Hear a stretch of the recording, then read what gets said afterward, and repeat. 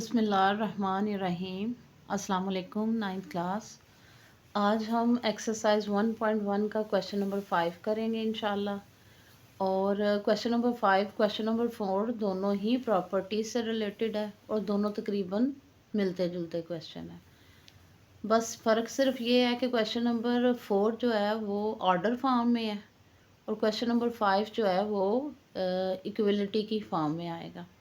Equality किसे कहते हैं? इक्वलिटी असल में हम दो वैल्यूज़ के दरमियान जो less than and greater than के साइन होते हैं इन्हें हम इक्वलिटी बोलते हैं या इनइक्वलिटी बोलते हैं। तो इस तरह की शक्ल में जो क्वेश्चन आते हैं वो इक्वलिटी प्रॉपर्टीज़ में आ जाएंगे। और जो इक्वल की शक्ल में क्वेश्चंस आते हैं यानी कि left hand side equal to right hand side और उसमें प्रॉपर्टी की बात होगी तो वो ऑर्डर प्रॉपर्टीज़ कहलाती हैं। फ़र्क दोनों में बस ये है। अगर हम इसकी पहली पार्ट की तरफ जाएं तो पहले पार्ट में क्या है? -3। और ये देखें मैंने क्वेश्चन ऑलरेडी लिखे हुए हैं। अगर आप देखें तो -3 less than -2 -1 implies that 0 less than 2। यानी क्वेश्चन हमारे पास ये है। -3 less than -1 implies that 0 less than 2। Implies that का मतलब यह है कि हमने इसके साथ कुछ इस तरह का हल करना है कि हमारा आंसर ये आ जाए। अच्छा अब देखें, -3 है। अगर मैं ये आंसर लाने के लिए मुझे क्या करना पड़ेगा? -3 और यहाँ पे मुझे +3 करना पड़ेगा। कैसे? क्योंकि मुझे 0 चाहिए था, यहाँ पे -3 है और +3 लिखूँगी तभी ये एक दूसरे को कैंसिल करेंगे। और अगर +3 मैंने इस साइड पे लिखा है तो मुझे इस साइड पे भी लिखना पड़ेगा। लिहाजा यहाँ पे ऑलरेडी -1 था, सॉरी। अच्छा ये दो कट गए, इस तरफ 0 और इस तरफ 3 में से 1 माइनस होगा तो हमारे पास आ जाएगा 2। यानी ये आंसर लाने के लिए मैंने यहाँ पे कौन सा मेथड अप्लाई किया? +3 किया है। तो हम इसे करेंगे, चूँकि मैं ऐड कर रही हूँ तो हम कहेंगे एडिटिव प्रॉपर्टी।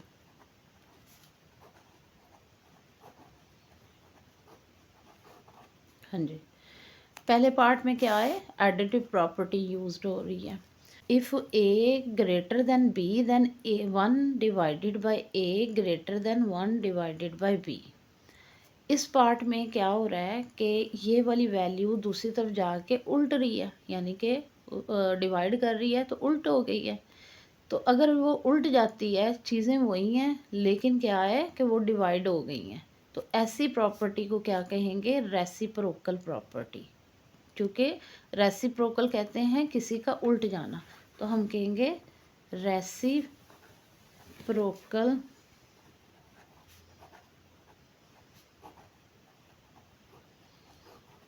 यहाँ पे हमारी कौन सी प्रॉपर्टी यूज़ हुई है? Reciprocal property. अगर हम पार्ट नंबर 3 की तरफ जाएं तो इसमें क्या है? ए लेस देन बी देन ए प्लस सी लेस देन बी प्लस सी। अगर हम देखें तो इस तरफ क्या कर रहा है, यानी ये उसने क्वेश्चन दिया और ये उसका आंसर है, तो कैसे आया है? सी दोनों में प्लस किया गया है, यानी ए और बी में सी प्लस हो रहा है। तो प्लस हो रहा है तो फिर इसका मतलब है ऐड हो रहा है, तो हम कहेंगे एडिटिव प्रॉपर्टी।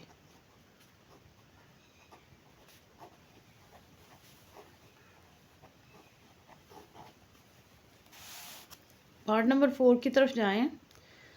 पार्ट नंबर 4 में है if A C less than B C and C greater than 0 then A greater than less than B. हाँ, C greater than 0 then A less than B.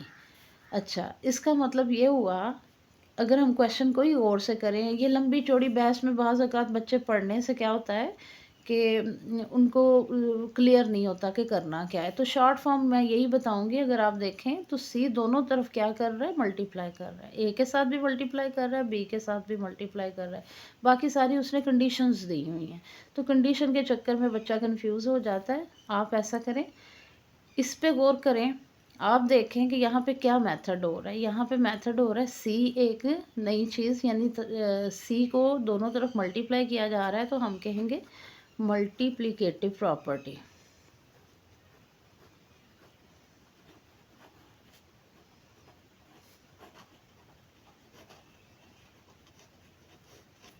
हाँ जी, नेक्स्ट हमारा part है part number 5। If A C less than B C and A less than zero then A greater than B.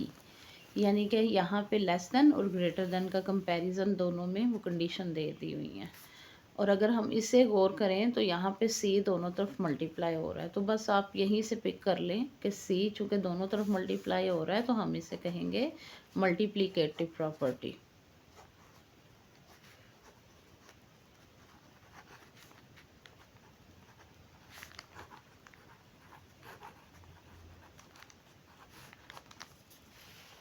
Ji, next है हमारा part number 6। इधर ए greater than B और ए equal to be और ए less than B, यानी 3 condition उसने हमें दे दी हैं। तो 3 कंडीशन जब किसी एक क्वेश्चन में दी जाए तो इसे कहते हैं हम ट्रिकोटोमी प्रॉपर्टी। तो ट्रिकोटोमी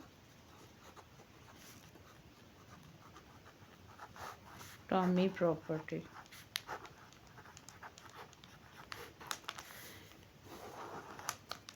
प्रॉपर्टीज़ को करने का ये एक आसान तरीन और एक शॉर्ट मेथड था जो मैंने आप लोगों को क्लियर करने की कोशिश की है।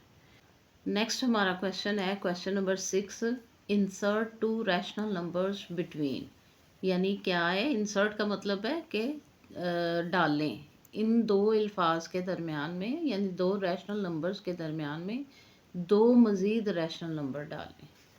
तो क्वेश्चन को स्टार्ट करते हैं। क्वेश्चन मैंने लिखा हुआ है 1/3 एंड 1/4। तो इसको करने का क्या तरीका है, आपने इसको इन दोनों को प्लस करना है। 1/3 प्लस 1/4 डिवाइडेड बाय 2। ऊपर वाले का जब हम एलसीएम लेंगे तो एलसीएम आएगा 12।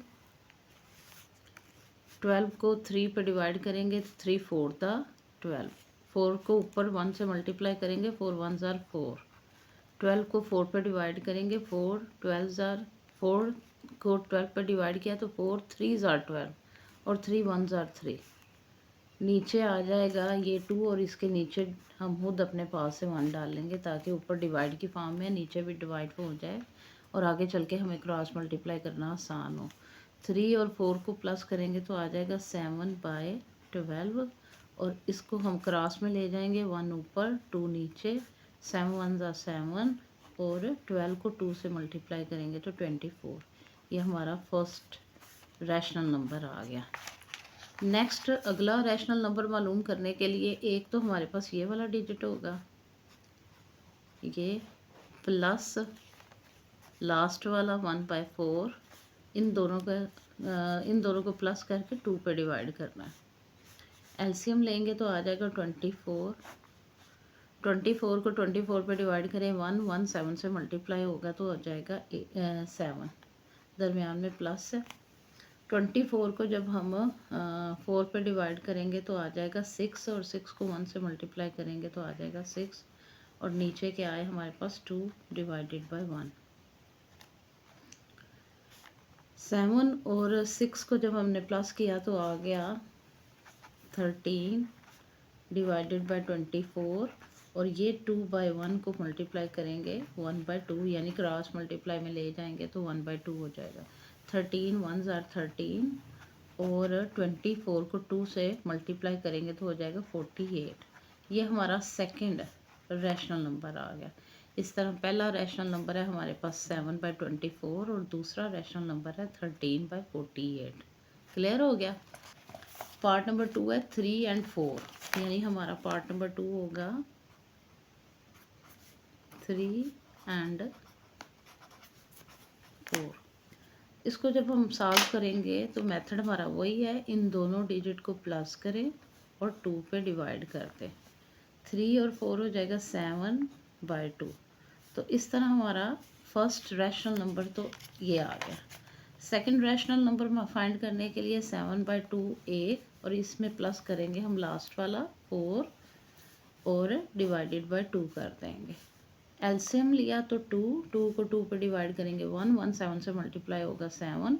2 को 1 पे डिवाइड किया तो आ गया 2 2 4 ज़ार 8 और डिवाइडेड बाय 2 डिवाइडेड बाय 1, यानी कि नीचे भी डिवाइड की फॉर्म में हमने इसे लिखना है। नेक्स्ट हो जाएगा हमारे पास 8 और 7 को प्लस करेंगे तो आ जाएगा 15/2, 15/2 और 1/2। ये नीचे वाला मैंने उल्टा दिया, ऊपर जाके 1/2 हो जाएगा। 15 1 और 15 और नेक्स्ट हो जाएगा 2 को 2 से मल्टीप्लाई करके 4।